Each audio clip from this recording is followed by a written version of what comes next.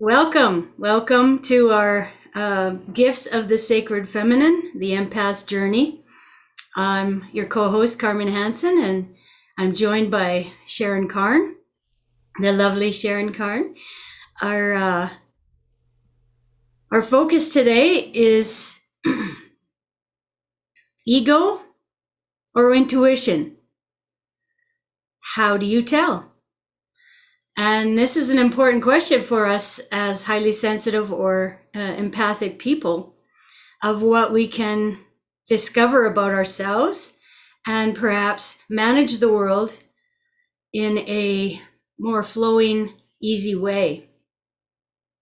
Thank you. We'd just like to say a thank you to Ruth and the EWN Network for having us here and allowing us to share some of our ideas and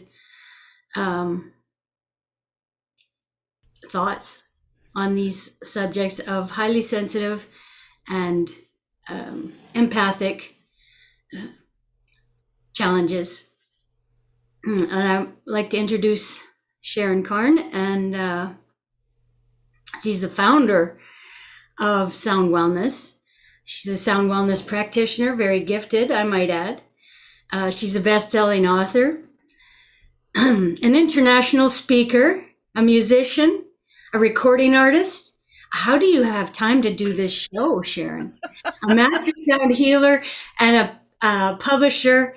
And I'm pleased to say that she is also my personal friend, and we have established quite a nice communication between us in the last 2 years or 3 years.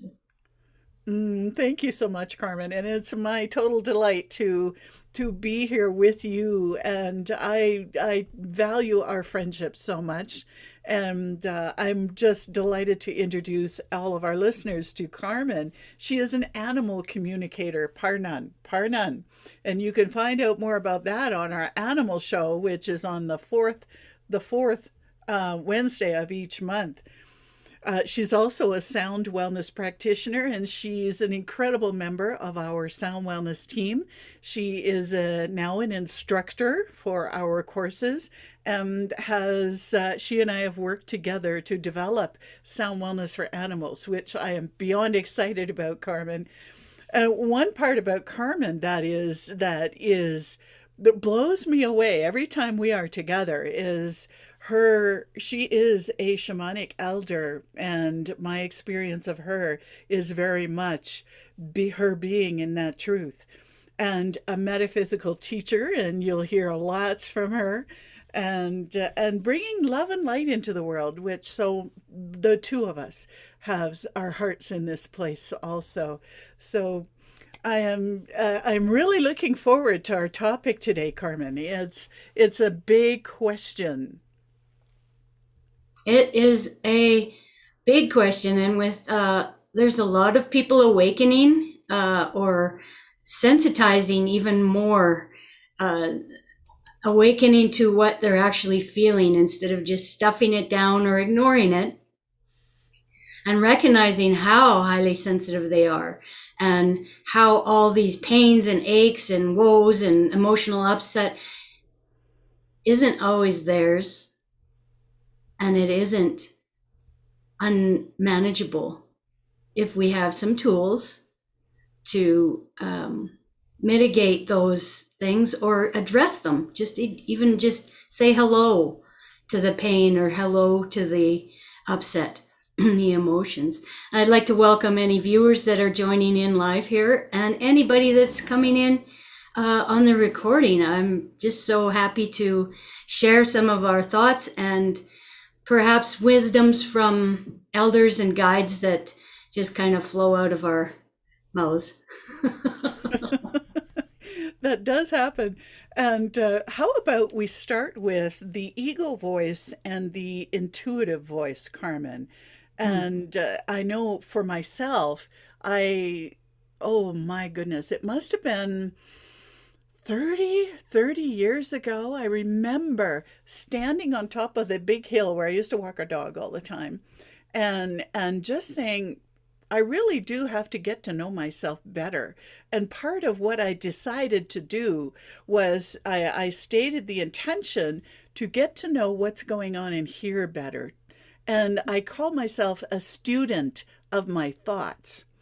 And holy cow, Carmen, well, that shifted something in me when I made that promise to be a student of my thoughts, and I started to just watch them without and I did get into judging them at first because I was absolutely horrified at the content, horrified at the content, embarrassed, and just I couldn't believe what was going on in this inner chatter when I started listening to it.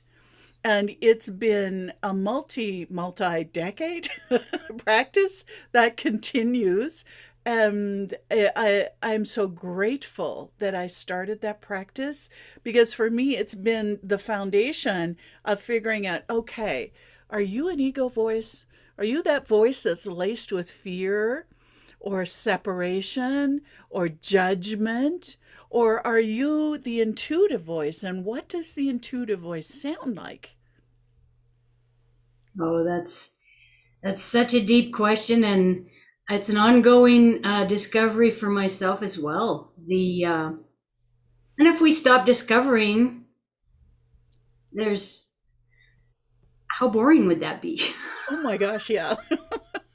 So our emotions, which seem to be almost working against us at times, if we can ask for the lesson, the what it's pointing us to, what it's showing us, and those all of us are I feel would say I and put up our hands to that same thought of when we actually tune into what our thoughts are ever planning for what's next, what's next, what's next. And if we can just settle into our hearts a little more, our hearts can say, just be. So our question from our last show was, how do the two of you distinguish the voice of intuition versus the voice of fear? So I had a thought. I said, great question. My fear makes me feel smaller, makes me feel even boxed in, heavier, burdened. Oh man, I don't want to go to that party, but I really, my friends will be all disappointed, or however, whatever scenario, I really don't want to go shopping with my friend today, and she really wants to, and I know how she's going to. Well, if we know someone, we actually do a disservice. We box them in to being that way. So if we allow them to just experience us as we are and say, no, I'm not feeling the love on shopping today, we will be actually pleasantly surprised, I believe, by how our people respond. And if they respond negatively, perhaps there's a step back required from that particular energy. So also my intuition, so my fear makes me small, burdened, scared. My intuition is just a simple yes or no. It's almost neutral. It's like, oh yeah, I'm going to turn right here. Or, oh yeah, thank goodness I don't have to go to that party. Dropping into the heart. It makes my heart feel good. Do you really want to do that? Oh, I know my mom and dad want me to be a doctor. I know my mom and dad really wanted me to be a doctor, and I want to do that. Okay, that's a different conversation. Right. Does it feel good? Does it feel good? Sharon, let's hear what you. This is such a great question, and I love what you're saying about dropping into the heart and the questions that you're asking the mind, Carmen, and the box, because it really feels like that. It feels like you're and I remember from watching those early days of watching my thoughts, it was feeling like I was bumping against my own skull, going, "Let me out of here! Let me out of here! I don't like this." And it felt bad. It really felt boxed in and felt uncomfortable, and I was so sad that this was going on theoretically at that time uncontrollably. And so as I started to listen to it, I started to gain a little more awareness as far as, oh, look at that. I just made that judgment. Is that true? Is And that when I, true? It is might that, be true to you, but can we wrap the object of your judgment in love and say, okay, let it be? that's the shift, Carmen. Totally. That's the Right. shift because it was my brain and the ego mind was staying in the judgment. So if, and here our listeners can use that, if you find your thoughts are a lot in judgment, ego mind. Totally. Totally ego mind. If there's a judgment there. So that I learned from years of experience still learning. And then for me, I started with the question of how do I know when I'm in my heart? And I used to start with a pendulum and muscle testing, and I use those sometimes. But you know what I use most often lately, Carmen, is when I ask a question, then I ask my heart a question it can answer yes or no to. And if I feel my heart just kind of expand, it's like my heart takes in a breath. The way our bodies expand when you take a breath, it feels like that. So it feels like my heart takes a breath and then it comes back. And to me, that's a you betcha. That's a yeah. And then if I don't get any response, it's usually a no. Occasionally a maybe, or maybe I haven't asked the right question, or maybe it's not an appropriate question. So the heart just says, nope, not answering that. So, but that expansion in the heart for me is such a strong answer. That is this my intuitive voice, and I can feel it right now. It's like it's going. That for me has become my go-to lately. Just the feeling in the heart. Great answer. I love that. The way you've articulated it is very understandable and available to, I believe, most people that would be tuning into us. And what we can take from that is we could even say, is this mine? That is an enormous question, Carmen. Oh my God, let's sit here for a while. And I want to, Tabby just joined us on Enlightened Living. So welcome, Tabby, and says it's her first time joining. So this conversation is just, oh wow, is this mine? So go, tell me more. Is this mine? I had a situation like this on Monday. I woke up in a fabulous mood, dreaming of someone that I love. Got out of bed, and all of a sudden, I feel crabby. I feel anxious and crabby. And I've practiced long enough in this type of conversation to look at it and go, well, okay, I can't fathom that I would shift that drastically in 1 second just because I put my feet on the floor. And I recognized that later I knew what happened, but I recognized that it was an outside emotion coming in, and I was absorbing and mirroring it. And all of a sudden, and that was like a very grumpy, it was actually angry, but it made me feel grumpy. So when I said, is this mine? I can wrap it in love. And there's a lot of thought on returning it to the sender. I prefer to wrap it in love and push it up to the ethers so that the angels can transmute it and return it to me and the party that sent it to me, because that's a vibration and it will always come back around with love and light. So I ask for transmutation of that particular feeling. In this case, it was grumpy. I said, okay, well, this grumpy isn't mine. So I'm just asking it to be transmuted off by the angels. Big breath, right to the toes. And I immediately felt better. Now, when there's a heavier one or something that sticks harder, for myself, I sing, or I play my bowl, or I drum, or I dance around a little bit, or I jump on my little mini trampoline. So there's other ways to release it. Always asking, is this mine? And am I willing to release it?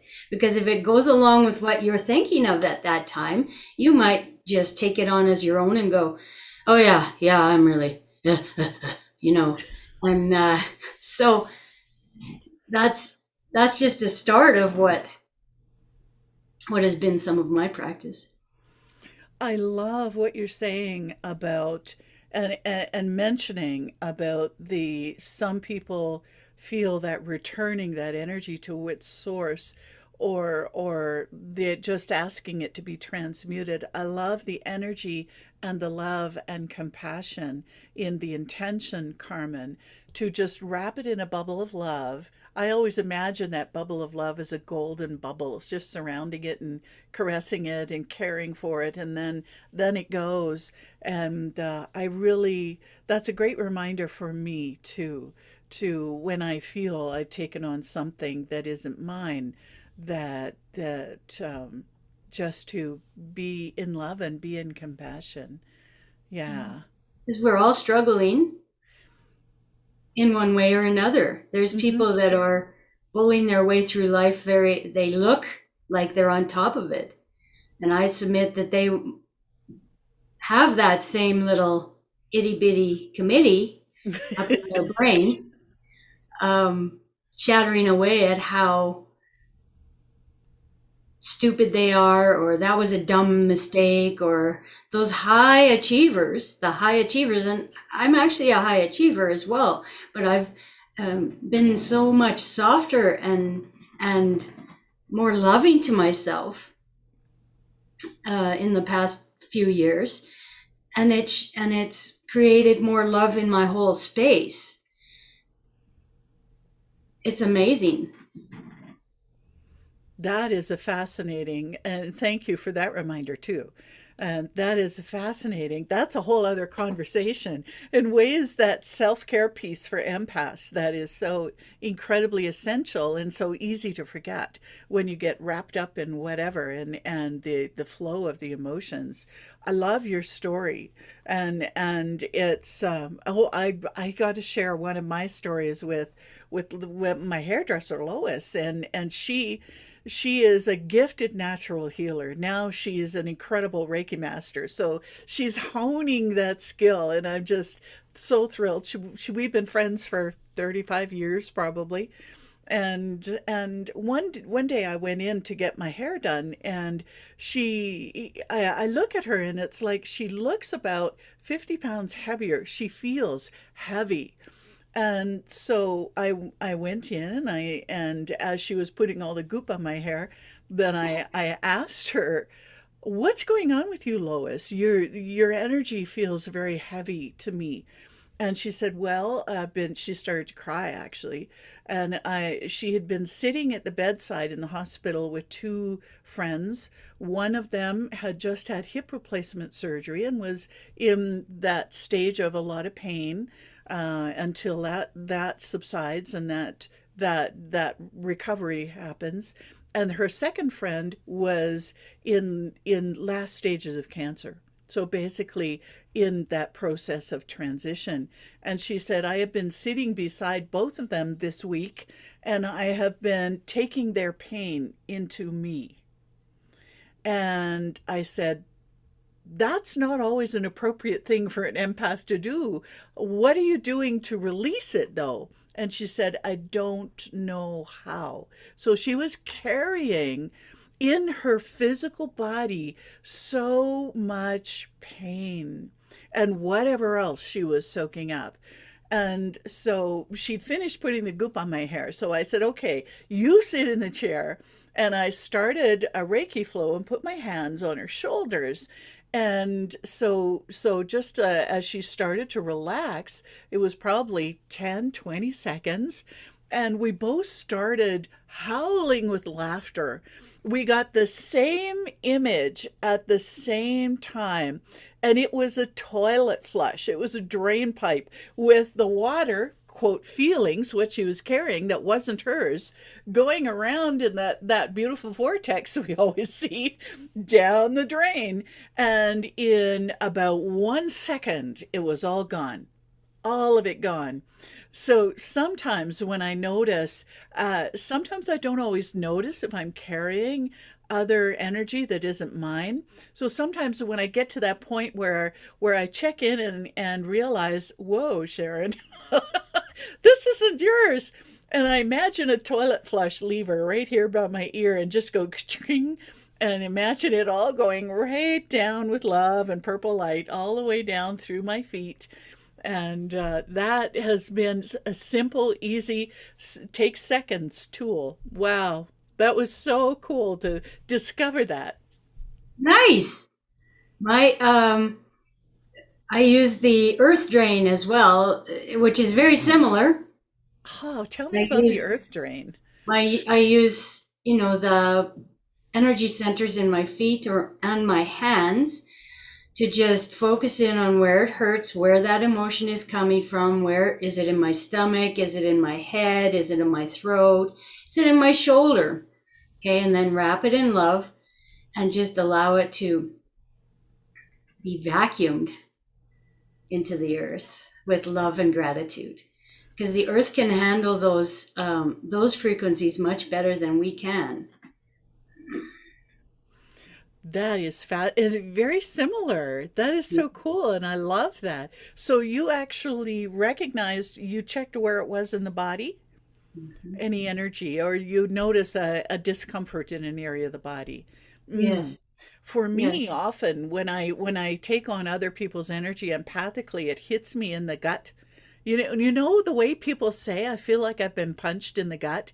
That's an empath to me. That's an empathic experience where the energy just kind of goes poof, into so for me it's the stomach. Often if I notice stomach churning or pain or something like that is one of the symbols for me. Or wearing the weight of the world on your shoulders is another one. Often that's mine because I tend to do that anyway. But sometimes it's not mine. It's somebody else's wearing the weight of the world on their shoulders, and I've just taken on some of their burden. So important. And maybe we could talk a little bit about too building the aware. How do we become more aware of this? Is a question that's popping in, Carmen. I guess it's asking the question, the to yourself, to your guides. You don't have any guides? Yeah, you have guides. You have at least one guardian angel. Everyone does. And I have, especially if you're in sort of a healing practice, or you're interested in being a healing practice, or you're always running out to help someone else, or help, a helper type of person, you have guides. And if you ask the question, can I have some help with this? It's always yes. And the answer at times will light up like a Christmas tree in my head. And I'm like, oh, yeah, wrap it in love and let it go. Or whatever the particular, because we're talking about emotions being not ours, or emotions being overwhelming, or that little committee upstairs trying to protect us from the tiger that's not charging at us, or those types of things. The worry, oh, I don't know if I'm going to like my new job. Well, create that you are going to like your new job. And if you don't like your new job, create a new job. It's all about, it's also wording. I should do this. Oh, that's so heavy. Oh, yeah, yeah. That's so Thank heavy. you. Thank you for I, bringing that I, up. I have to do blah, blah, blah. I have to accomplish this mission. How about we create, I want, or I desire, or I am creating a path of flow and ease towards this particular goal. So if we could lighten up our words, so many of us use the word crazy. Oh, my life is crazy.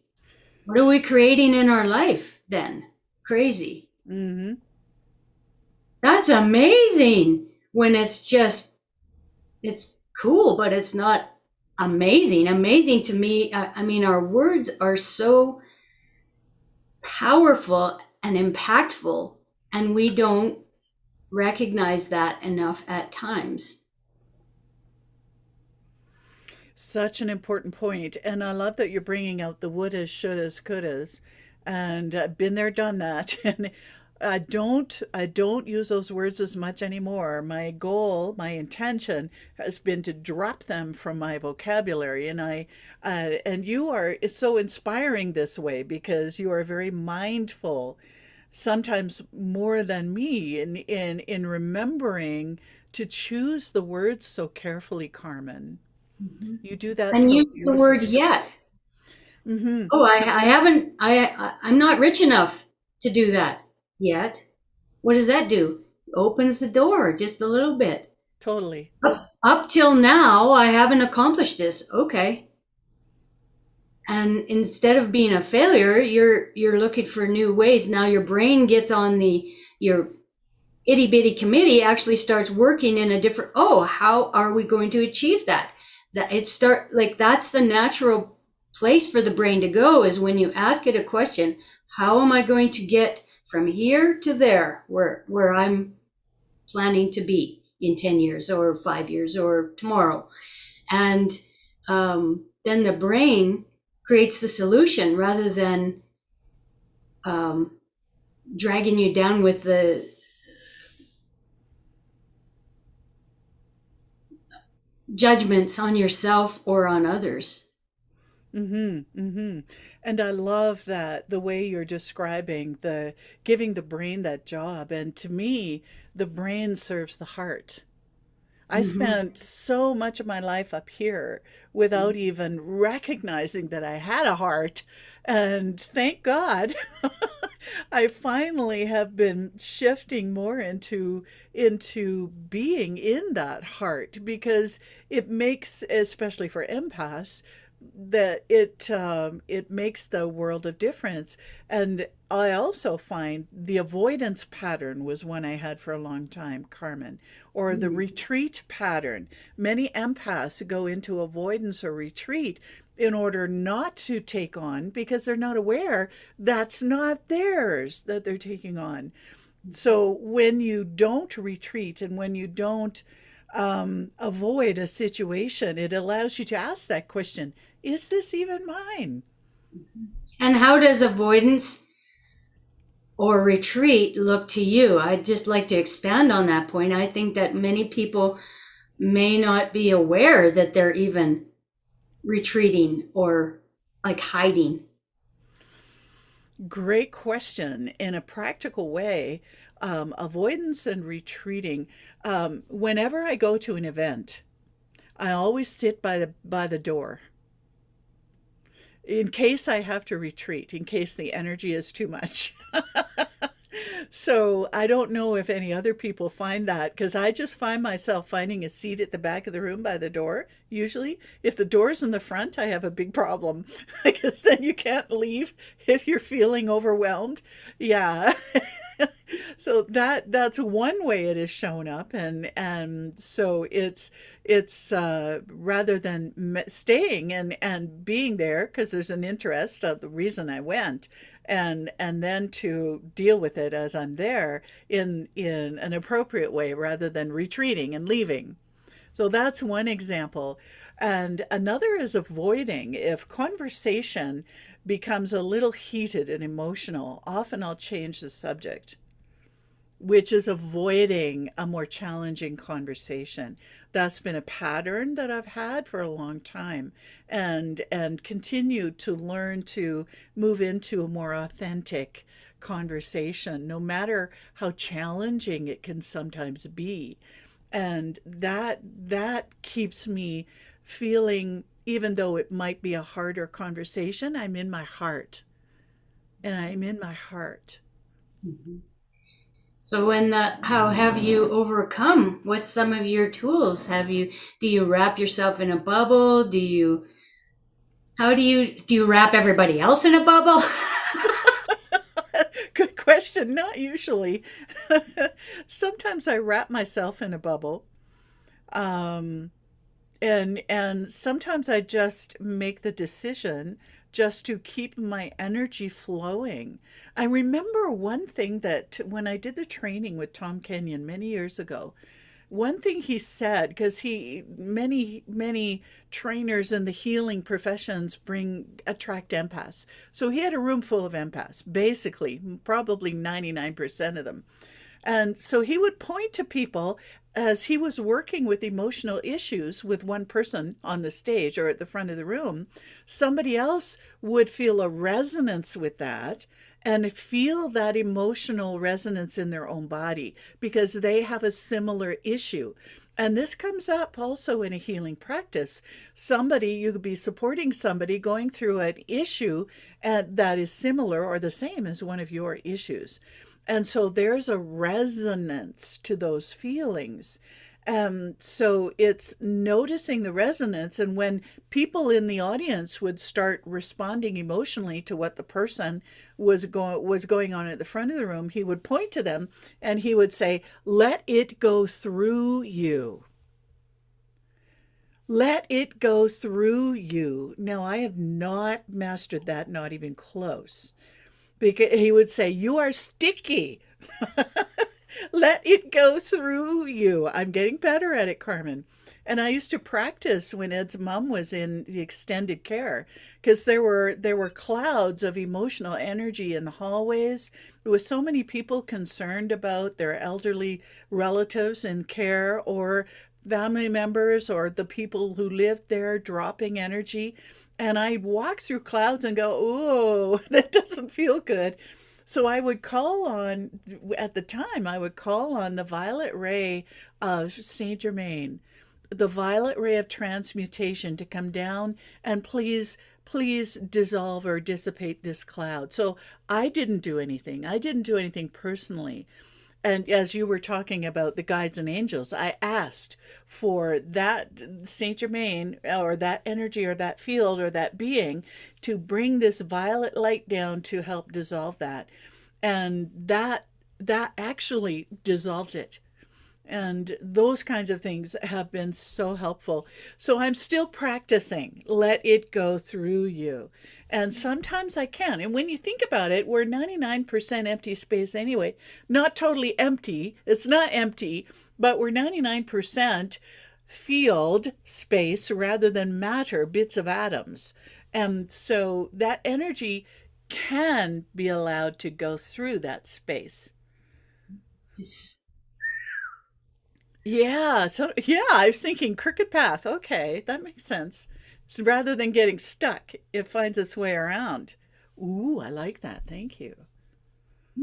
well, thank you. Huh. And I'm glad that you brought that um, method that helps you. I'm just considering what helps me. As crowds, in a crowd, I can be very overwhelmed. And I'm short. So part of it is most people are taller than me.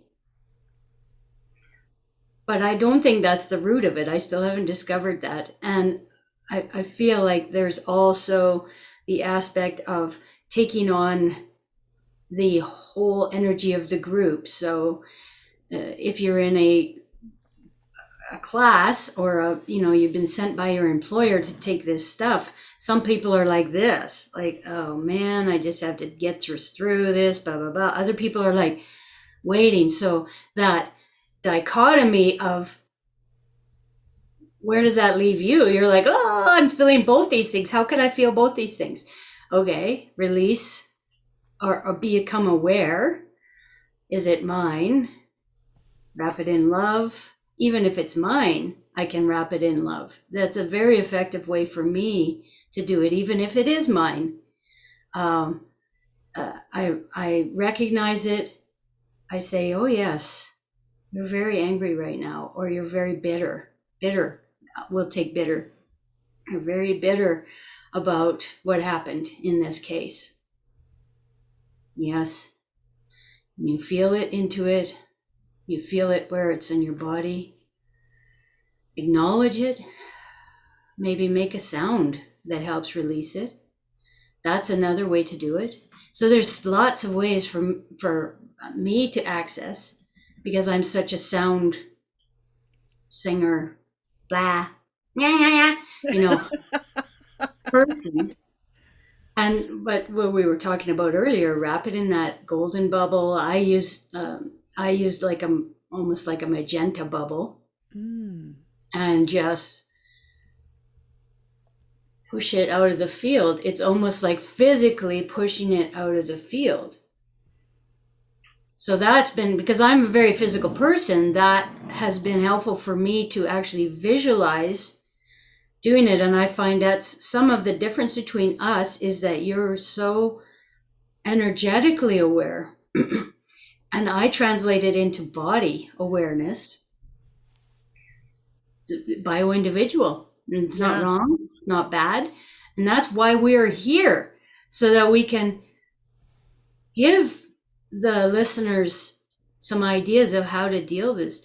Now, I wanted to invite any questions in, like, load us with some questions. We would love to be able to answer what's the burning question on your heart or on your mind, and be able to actually address something that's personal to you, because this is all personal to us. And we hope, and our intention is, no hope. Hope is too wimpy. Where our intention is to bring ideas to people that are in the similar way that we are, which is highly sensitive / empathic. Mm-hmm. We have Araceli is here too, and Kathy. Oh, So hi. welcome, you guys. And Hi. if you have any questions, I'm monitoring the Facebook groups where this is live, being broadcast live. So if you do have any questions or comments, please do put them in the chat on the page, because I'm keeping an eye on them as we're going through our conversation here. Yeah, so many important points, and always coming back to that question, Carmen, is it mine? Is it mine? Oh, yes. Okay, acknowledge and release, or like, it's a little more complicated. Acknowledge, feel it, validate it. Yes, you do feel this. It's okay to feel this. We have so much self-judgment. Oh, I shouldn't be so angry, or I shouldn't be bitter. I shouldn't, I should. Yeah. And so we're judging ourselves as much as we point our fingers there. Okay, so what we talked about in our class last week was, Oh, you pointing that point. way.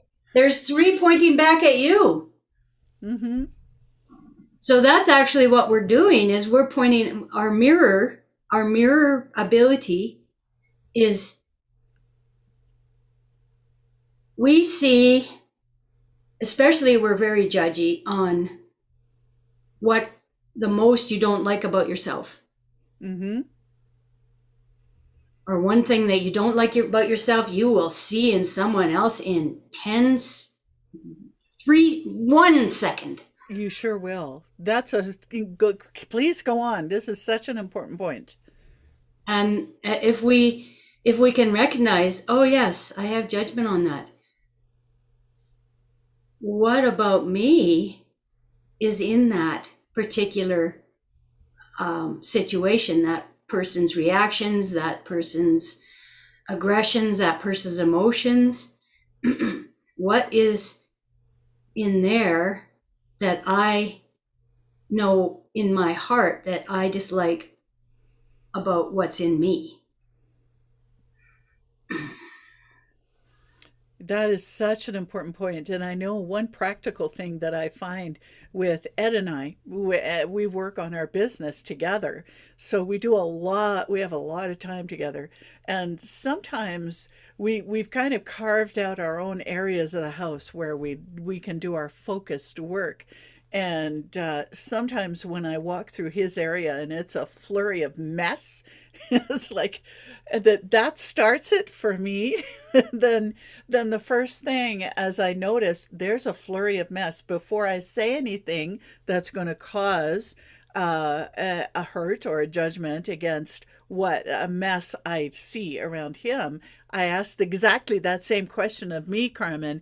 I bring it back to me and I go, okay, I'm noticing there's a huge mess around Ed here.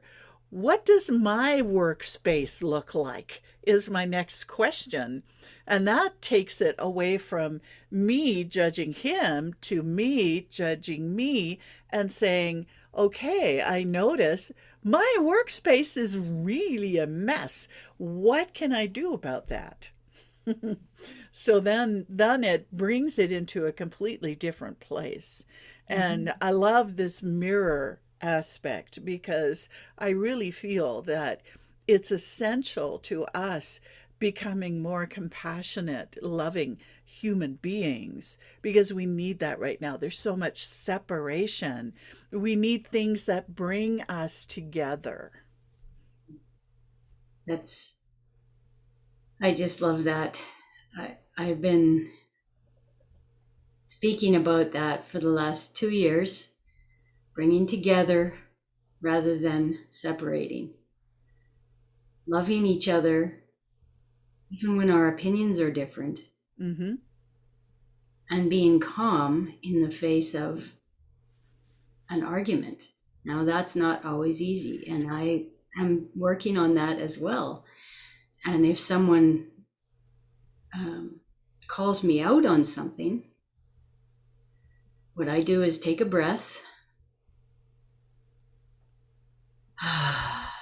and wait a few moments or 10 seconds even and reply rather than jumping into an emotional reply.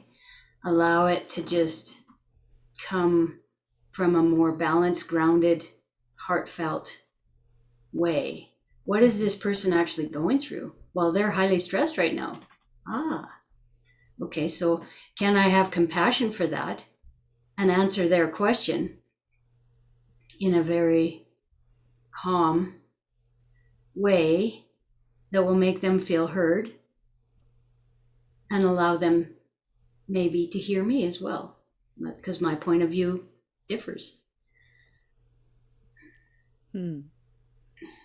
Now, Yeah. it might not be specifically an empathic um idea, just a generalized idea that could help us maybe not have these big rifts and tears in our um, worldwide tribe, because neighbors are pointing their fingers at each other going you and you, and really it's us together. We I'm inviting people to find ways to hear each other. Beautiful, Carmen. Thank you for that. I so agree. And I love that. this is an important conversation, and also because empaths feel so deeply when there is separation. The first people to sense the separation and feel the separation are those who are highly sensitive. And so it's an issue that the highly sensitive have to figure out first, in a way, because we're feeling it before anybody else has any idea what is there something going on. So it is an important consideration for the highly sensitive, is this whole thing of separation, because it hurts our, I know for me personally, speaking for me, when I see that, whether it's in my family or in community or in the larger human family, it hurts my heart. Yes, Mm-hmm. hurts my heart. And where, you know, I encourage lots of people to tune out from the news. It's, how does it serve us? How does it serve us to know all the numbers? How does that serve us to know who died? Except if they're friends, and you would be aware of that anyways. And what I feel, especially with the highly sensitive empathic person, is that, you hear about a death or a tragic injury, or, a child being hurt or whatever, and we take it on. We want to help so much in all those emergency situations. Those we almost rush energetically towards it without even thinking. We rush into the burning house to save the crying baby, and the house has already collapsed. So where does that leave us? We've got singed fingers, and we're taking on the echo of that, and we haven't been able to make a difference, a shift in that situation. That's what news does for me, is just reports on something that I usually can't make a difference with. Mm-hmm. So we go back to our personal lives, and that living our lives with as much love and compassion and connection as we can, that makes the huge ripple. Yeah. If Mm. we send it out, Mm-hmm. no matter if you think, oh, I didn't do anything, well, you did do something. You send out some love into the earth and just ask it to be vibrated through every humankind.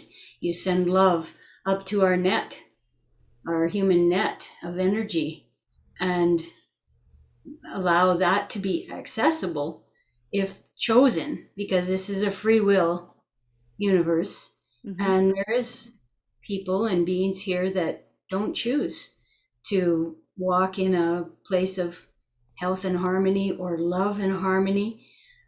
And they just don't choose that's not what they want. And those are the type of people you can actually make a difference for them by loving them more, and they probably won't come around anymore or impact you the same way. Mm-hmm.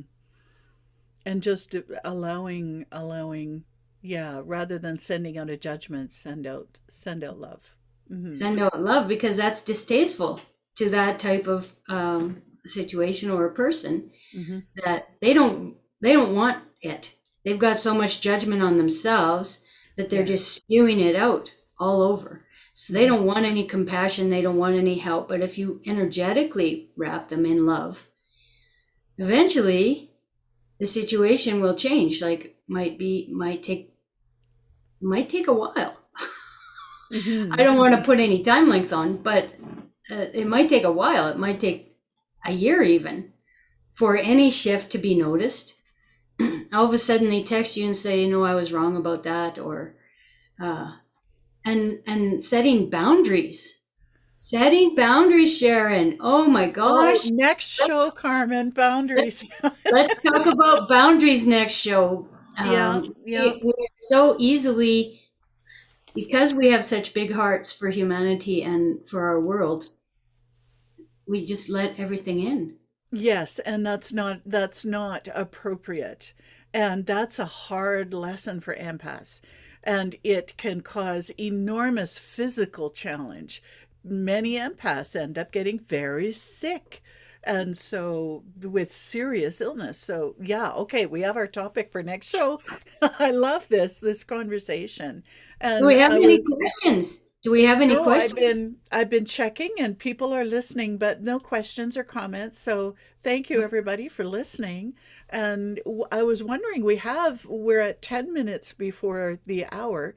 And how about ending with some Medicine Buddha mantra together? Oh, Just to wow. feed empathic hearts, and it will feed all hearts and anyone who's listening. We can oh, Isabel just joined. Hello, Isabel. And if you want to lead it, Carmen, I have Incredible here if you've got Mashindra, and I can go on mute and sing along with you, and we can offer some Medicine Buddha mantra for those listening to enjoy and just allow the being to allow the sound to wash through your being, releasing anything that's not yours, that doesn't belong there, or that's ready to go. That's ready and you're willing. Yes. Thank you, Sharon, for this invitation and this wonderful idea. Okay, I'll go on mute.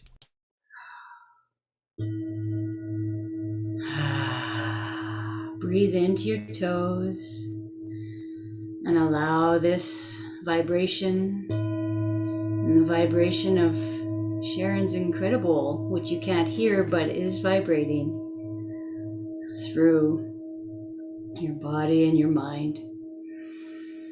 Te taum bekunze bekunze ma bekunze raja samugate soha. Te taum bekunze bekunze ma bekunze raja samugate soha. Te taum bekunze bekunze ma bekunze raja samugate soha. Te taum bekunze bekunze ma bekunze raja samugate soha.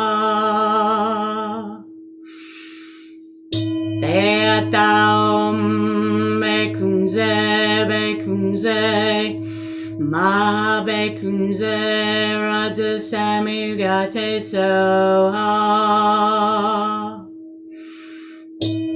Te taum bekunze bekunze ma bekunze raja samugate soha.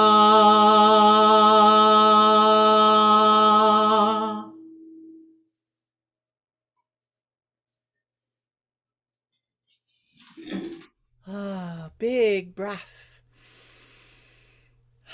I so Hallelujah. Jiggle a little, bounce a little, dance a little.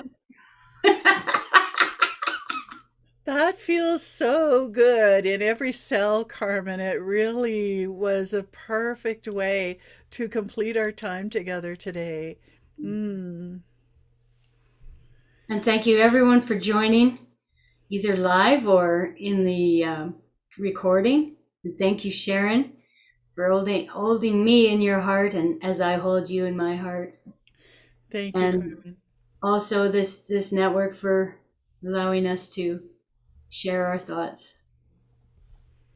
Bye for now, everybody.